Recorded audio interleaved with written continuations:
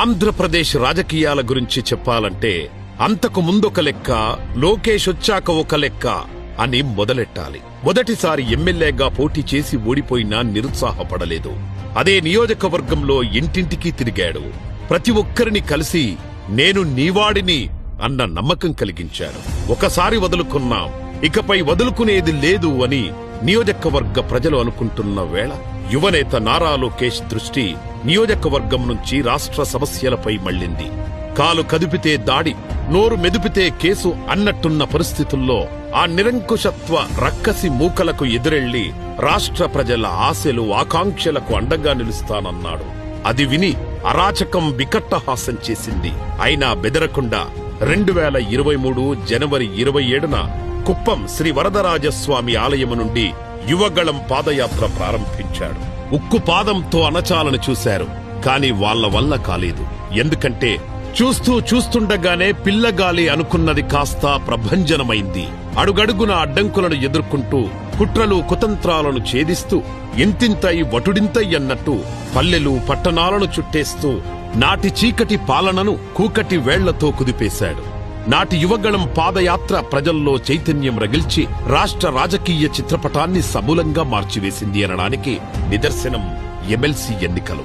పాదయాత్ర చిత్తూరు జిల్లా దాటేలోగా రాష్ట్రంలో 107 అసెంబ్లీ నియోజకవర్గాల పరిధిలో 3 గ్రాడ్యుయేట్ ఎమ్మెల్సీ స్థానాలకు జరిగిన ఎన్నికల్లో తెలుగుదేశం పార్టీ అభ్యర్థులు ఘన విజయం సాధించారు. దీంతో కలవరపడిన పాలకులు ఒకవైపు చంద్రబాబు గారిని అక్రమంగా అరెస్టు చేయించింది, మరోవైపు తప్పుడు కేసులు పెట్టి 59 మంది యువగళం వాలంటీర్లను నిర్బంధించింది. ఇవన్నీ పాదయాత్రకు తాత్కాలికంగా విరామాన్ని ఇచ్చినా ప్రజల్లో ఇప్పటికే యువగళం తెచ్చిన మార్పు అలాగే కొనసాగుతోంది.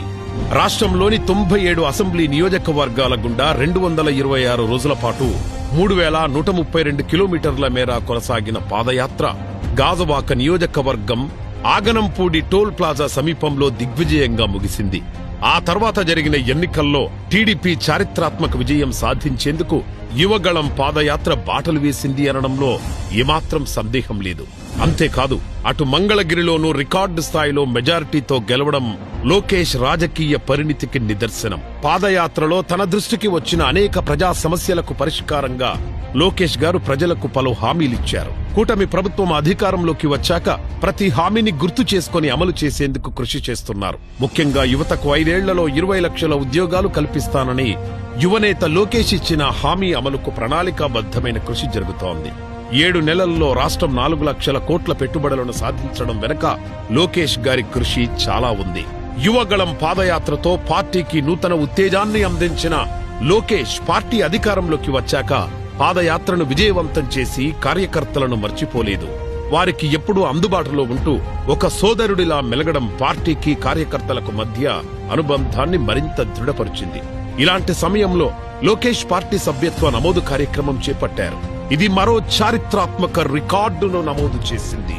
పార్టీని ఇంటింటికి తీసుకెళ్లి 1 కోటికి మించిన సభ్యత్వాలను నమోదు చేసి పార్టీ పట్ల ప్రజలకున్న అభిమానాన్ని నమ్మకాన్ని నిరూపించింది. అంతేకాకుండా సభ్యత్వ నమోదులో బాగా కష్టపడిన కార్యకర్తలకు తానే స్వయంగా ఫోన్ చేసి అభినందించడం, కార్యకర్తల ప్రమాద బీమా మొత్తాన్ని 2 లక్షల నుండి 5 లక్షలకు పెంచడం కార్యకర్తల పట్ల లోకేష్ కున్న బాధ్యతను ప్రేమను తెలియజేసింది. ఒక మంత్రి అయ్యుండి కూడా ఒక సామాన్య కార్యకర్తలా కష్టపడడం ఆయనలోని సమానత్వ భావాన్ని, శ్రమించే తత్వాన్ని కనబరిచి పార్టీ శ్రేణులకు ఒక స్ఫూర్తినిచ్చింది.